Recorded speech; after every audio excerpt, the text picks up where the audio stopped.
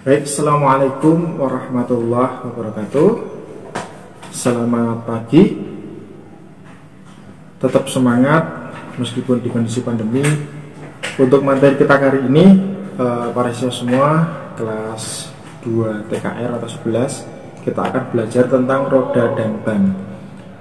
Untuk itu marilah kita awali bersama dengan membaca basmalah. Bismillahirrahmanirrahim. Baik, untuk goal kita dalam belajar ini, tujuan kita nanti yang pertama itu kalian bisa mengidentifikasi jenis-jenis ban, tentunya fungsi ban dan sebagainya akan melekat di sana. Kemudian yang kedua, bisa memahami konstruksi ban, kemudian jenis-jenis ban, jenis-jenis pelek, kemudian sampai nanti ke ukuran ban ataupun velg, karena roda itu adalah kesatuan antara ban dengan velg. Nah, langsung saja. Yang pertama tentang pelek. Jadi pelek roda atau disc wheel, dari kata disc itu kan piringan ya, ini lingkaran piringan, wheel itu roda. Nah, konstruksinya seperti ini. Ini nama-namanya bisa dibaca sendiri, nanti di buku LKS juga ada. Hub, kap, bos itu ada di sini, kemudian ada rem, disc dan sebagainya. Ini hanya nama-nama komponen. Intinya velg itu adalah kesatuan seperti ini, disebut dengan pelek roda. Dilihat dari samping bentuknya akan seperti ini. Tapi yang pokok, yang paling urgent di sini adalah ketika nanti kita mengidentifikasi velg, itu minimal tahu rim diameternya, ringnya berapa. Itu yang paling pokok nanti di sana. Nah, pelek itu kalau di sini pengertiannya adalah bagian dari roda yang mana fungsinya untuk menerima berat dan semua beban atau gaya yang ditimbulkan oleh kondisi jalan. Jadi semua beban akan tertumpu pada velg. Ibarat orang ini kakinya, tergantung medannya bagaimana, dia akan bekerja lebih berat lagi ketika nanti jalannya adalah bergelombang misalnya. Kalau halus kan dia datar-datar saja, jadi bebannya tidak terlalu berat. Kemudian syaratnya apa? Yang pertama jelas harus kuat, kalau bisa ringan ya, karena mempengaruhi adalah performa nanti kendaraan. Kemudian yang kedua, dapat memindahkan panas dengan baik ya. Kemudian yang ketiga, tentunya perawatannya mudah. Nah, menurut metode pembuatan dan bahannya, itu ada yang namanya velg baja press. Ini sifat-sifatnya apa? Daya tahan pemakaian tinggi karena dia lebih kuat. Kalau kita analisa, ini kalau orang menyebutnya adalah pelek besi atau pelek kaleng. Jadi kebanyakan yang menggunakan adalah kendaraan dengan muatan berat seperti truk, bis dan sebagainya. Dia pasti menggunakan pelek baja press. Kemudian tingkat kualitas pelek dapat dibuat seragam. Seragam itu menyeluruh sama. Kemudian dari sisi harga dia lebih murah. Kemudian yang kedua, nah ini adalah pelek dari campuran besi. Kalau orang bilang itu velg racing, velg aluminium. Nah, ini sifatnya apa? Ringan, dapat memberikan kenyamanan pada kendaraan karena dia lebih ringan. Otomatis beban kendaraan ketika memutar roda lebih ringan. Kemudian memerlukan mur khusus untuk pengikat roda. Kemudian kekencangan mur atau baut perlu diperiksa berkala. Berkala itu berjenjang. Dalam ini setiap 1500 km pertama harus diperiksa.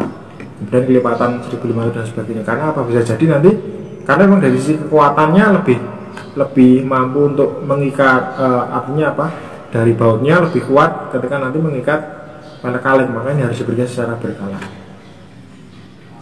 Kemudian, nah ini jenis pelek, ini tipe-tipenya saja. Menurut standar industri Jepang itu ada yang divided type rim. Ini pengetahuan ya, divided type rim. Ini pelek yang dua digabung jadi satu. Contoh yang menggunakan itu ya, kalau yang sama seperti ini di mobil, di motor Vespa. Kemudian wide drop center rim, bentuknya nanti seperti ini. Kemudian flat base rim, ini bentuknya seperti ini ya. Kemudian ini drop center rim ya, hampir sama ya tadi ya, antara wide drop center rim sama drop center rim. Kemudian ini semi drop center rim, ini bisa terlepas ya.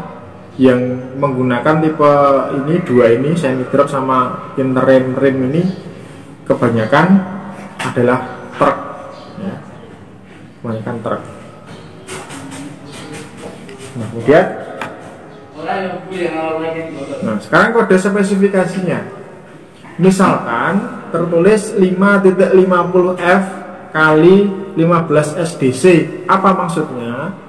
Nah, di sana tertera bahwa 5,5 itu adalah lebar peleknya dengan satuan inci, berarti 5,5 lebarnya. Kemudian F itu bentuk flange pelek. Ini ada tabelnya nanti, bisa dilihat lebih rinci, nanti googling boleh. A sampai V kodenya itu. Kemudian 15 itu adalah diameter pelek, berarti ring 15 lebarnya itu adalah lebarnya, diameternya itu adalah 15 inch. Kemudian SDC itu yang tipe rimnya, jenisnya yang mana, semi drop center rim. Berarti kita beri sebentar, yang ini semi drop. Kemudian berikutnya, nah ini keterangannya seperti ini.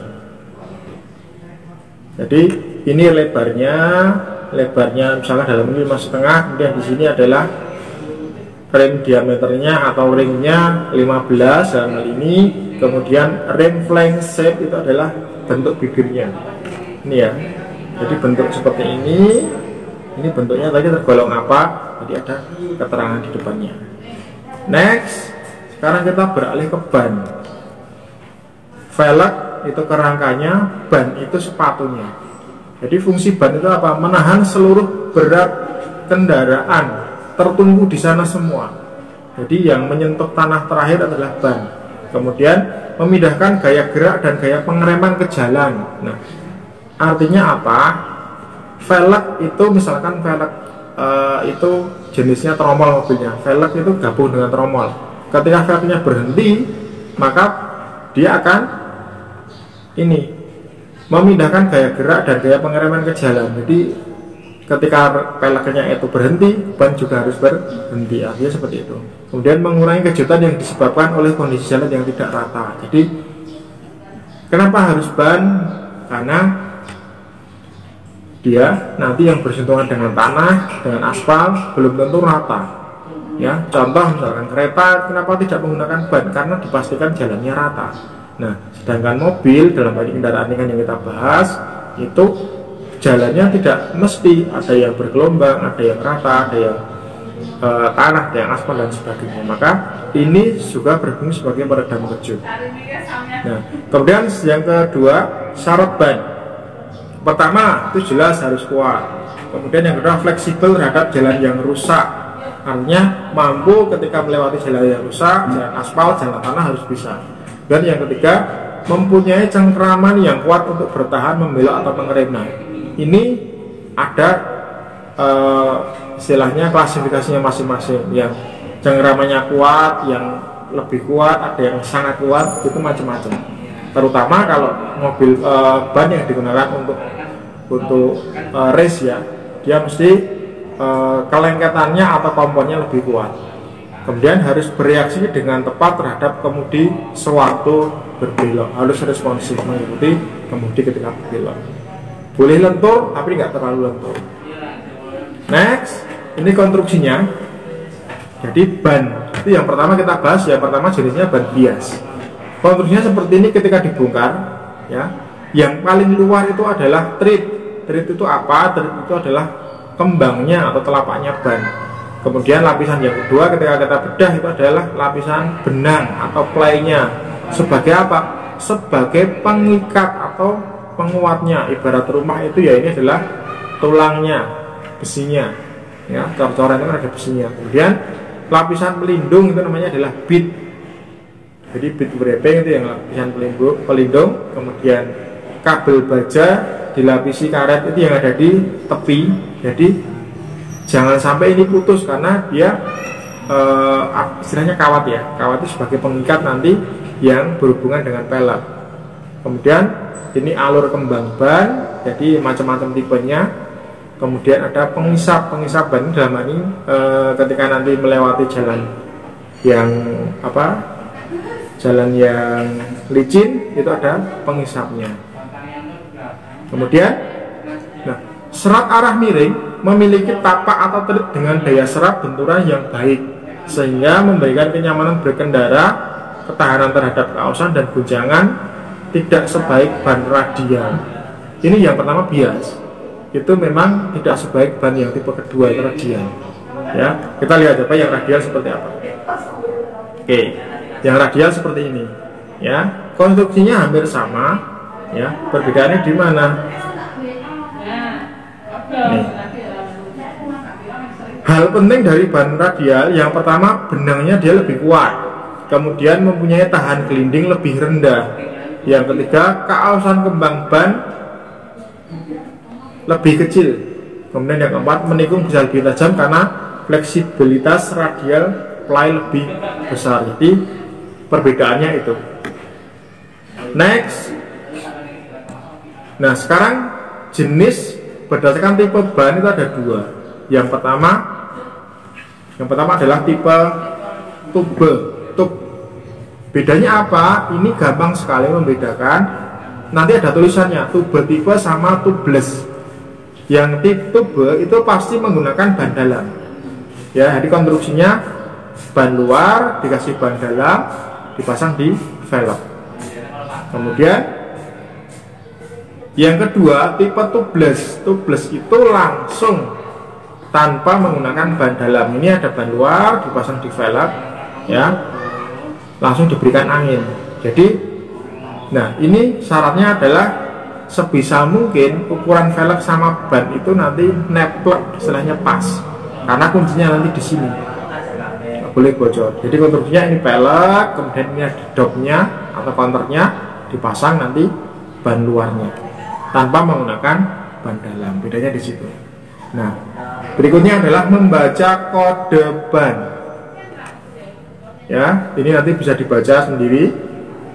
Ini dengan ban dalam, ini atau tube tipe ini menggunakan tubeless. Jadi contoh nominasinya adalah seperti ini. Langsung kita contohkan sini. Ban dengan ban dalam ada kodenya seperti ini. 10.0 strip R strip 20 14 PR. Apa maksudnya? 10 itu lebar ban dalam satuan inch. Kemudian R itu jenisnya, dia konturnya bagaimana. Kalau R dia radial. Kemudian 20 itu adalah diameter remnya inci. Jadi ini harus sama ketika nanti dipasang di pelek. Kalau pelek 20 inch berarti bannya juga harus 20 inch. Kemudian 14 PR itu apa? 14 sendiri, PR sendiri itu adalah kekuatan ban. Ada indeks kecepatan sama indeks slot. Dari mana tahunya, Pak? Buka Google ada nanti. 14 itu kodenya apa? Artinya PR itu apa? Nanti saya contohkan di slide ini ada. Oke, kemudian kalau ban tubeless bagaimana? 11R 22.5 14 PR, artinya ini.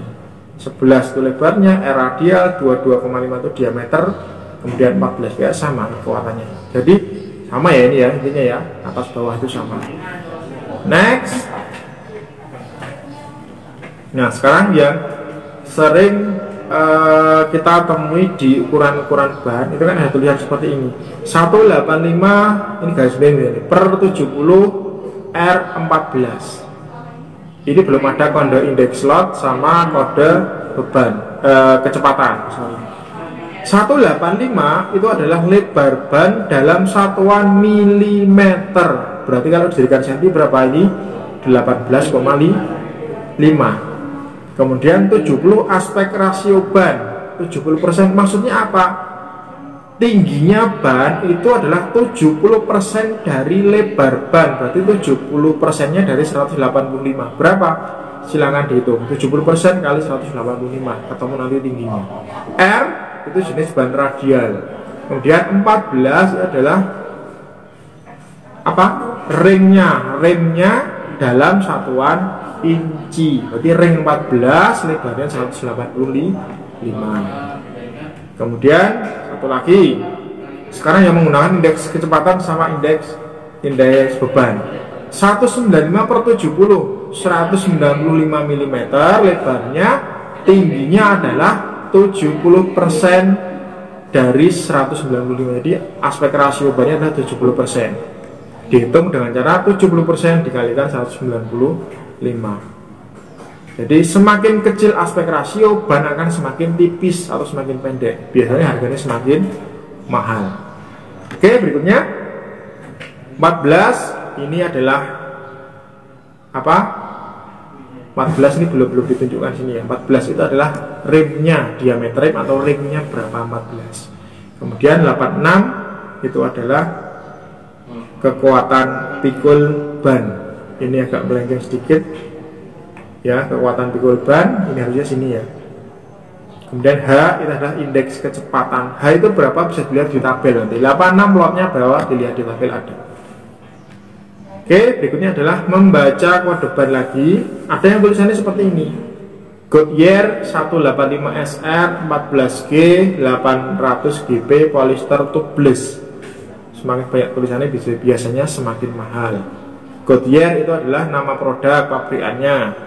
185 adalah lebar ban. S indeks, sorry ini tulisnya baru, indeks kecepatan. R itu ban radial, kode radialnya 14 adalah diameter peleknya atau diameter bannya sama atau ringnya dalam satuan inci. Nah, yang aneh, bukan aneh ya, tapi asing bagi kita biasanya adalah yang sering nggak ada itu adalah G800 GP. Ini adalah jenis telapak atau tapak bannya. Kemudian polyester itu jenis bahan yang dipakai untuk lilitan, ya, lilitan karkasnya. Kemudian tubeless ya, ini tipe tubeless tanpa menggunakan ban dalam.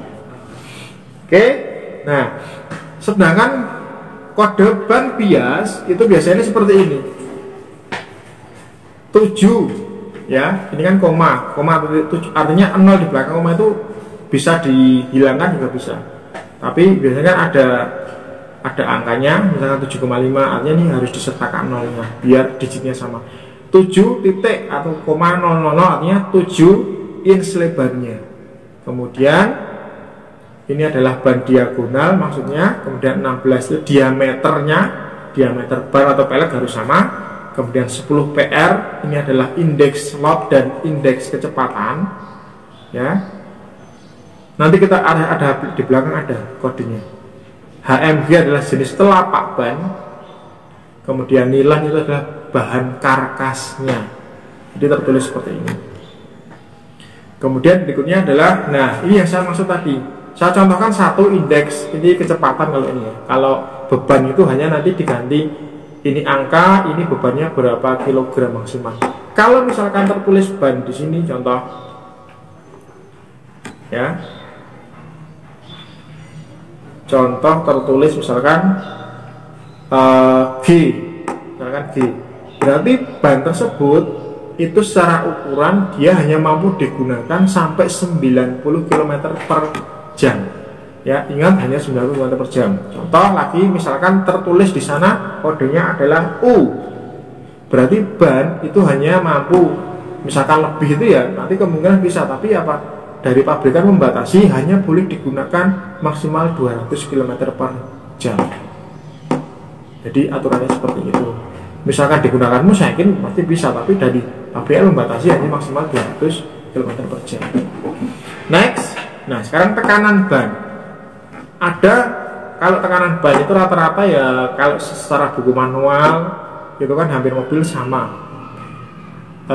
Misalkan Avanza, Grand Max, kemudian Honda Jazz itu kan tekanannya rata-rata sama. Mobil penumpang itu di kisaran 30 sampai 35 PSI.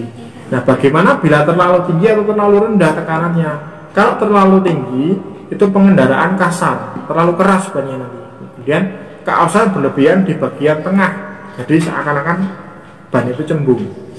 Kemudian mudah slip karena daya cengkeramnya kurang, karena hanya bagian tengah yang banyak dia tersentuh dengan tanah ataupun aspal. Kemudian kalau terlalu rendah bagaimana? Nah, keausan ban berlebihan pada bagian pinggir karena dia bentuknya akan cekung nanti. Kemudian tahanan gelinding besar. Tahanannya itu artinya apa? Tahanan itu hambatan gelindingnya dia terlalu besar karena gembos. Kemudian panas berlebihan karena banyak ketekuk. Oke, ini macam-macam kerusakan pada ban ya. ini plycord putus, berbahaya karena bisa jadi nanti ban bisa lepas, bisa juga karena putus kawatnya. Kemudian retak di alur itu mencapai benang atau kanvasnya, jadi nanti tergolong berbahaya. Kemudian kalau retaknya belum mencapai benang, dia sudah warning hati-hati. Kemudian retak luar telapak, nah kalau sudah mencapai benang itu berbahaya, belum mencapai benang itu sudah warning hati-hati. Kemudian retak di dinding samping, ketika sudah mencapai benang dia sudah berbahaya, tapi kalau belum mencapai benang dia sudah warning hati-hati. Maksudnya hati-hati memang disarankan untuk diganti. Kemudian kerusakan pada bit itu nanti berbahaya. Kemudian lapisan ban jika sampai terpisah itu juga berbahaya. Kemudian kebocoran atau perbaikan yang tidak sempurna pada ban tubles, misalkan bocor, nambalnya tidak rapat, berbahaya. Jadi karena nanti pasti ban juga akan habis lagi. Cuman plusnya apa ban tubles itu, ketika nanti bocor, dia karena punya bannya langsung menutup lubang, meskipun tetap terjadi kebocoran, tidak langsung habis. Beda dengan yang ban menggunakan ban dalam atau tipe tube, itu nanti ketika bocor ya langsung habis. Jadi plus minusnya di situ. Oke, ini keausan ban yang saya maksud tadi. Kalau sering gembos dia akan nekuk seperti ini, yang aus bagian luar. Kalau sering terlalu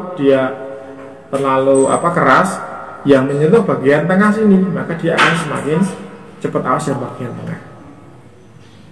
Oke, kalau ini yang bannya dari sisi chambernya miring, ausnya sebelah, jadi perlu diseporing kalau menemukan seperti ini. Kemudian juga ini, apa ini kira-kira? Ini biasanya terjadi kerusakan pada laker, kemudian pada suspensi dan sebagainya. Jadi ausnya sepot-sepot seperti ini, tidak rata. Nah, ini penting.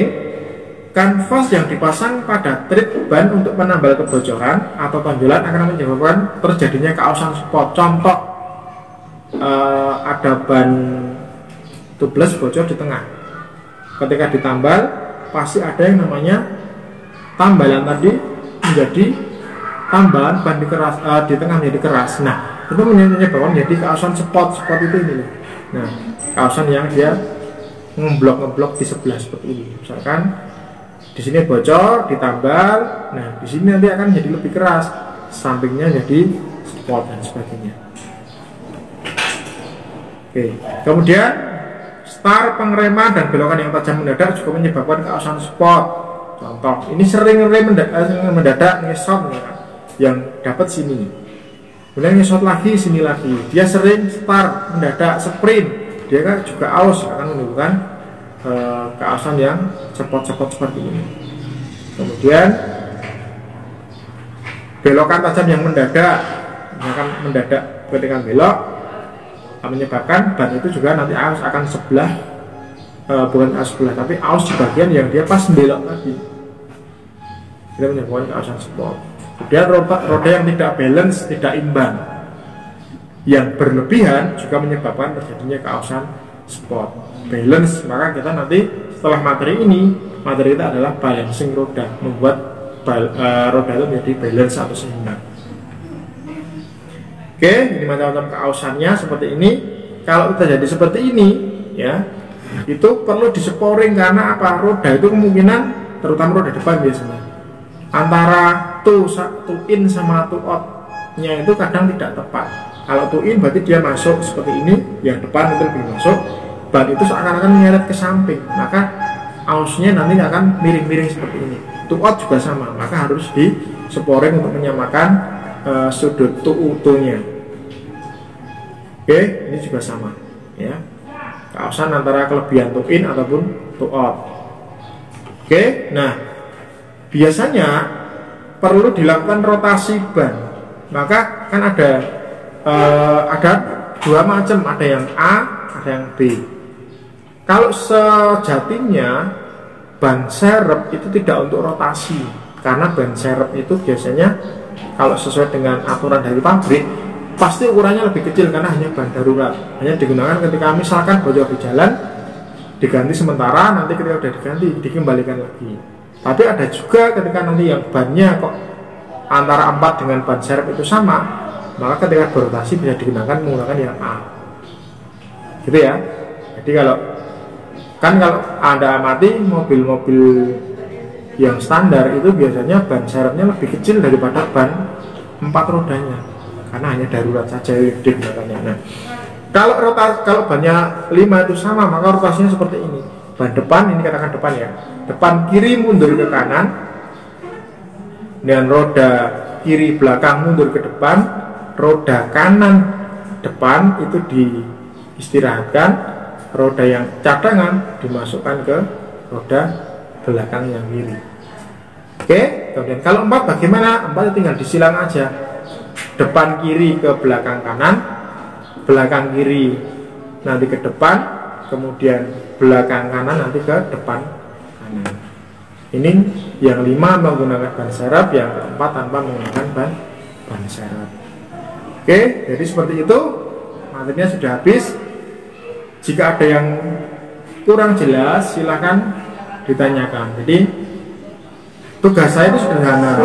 Kalian menuliskan apa yang sudah jelas dan menanyakan apa yang belum jelas. Jadi sederhana sekali, menuliskan apa yang sudah dipahami dan menanyakan apa yang belum dipahami.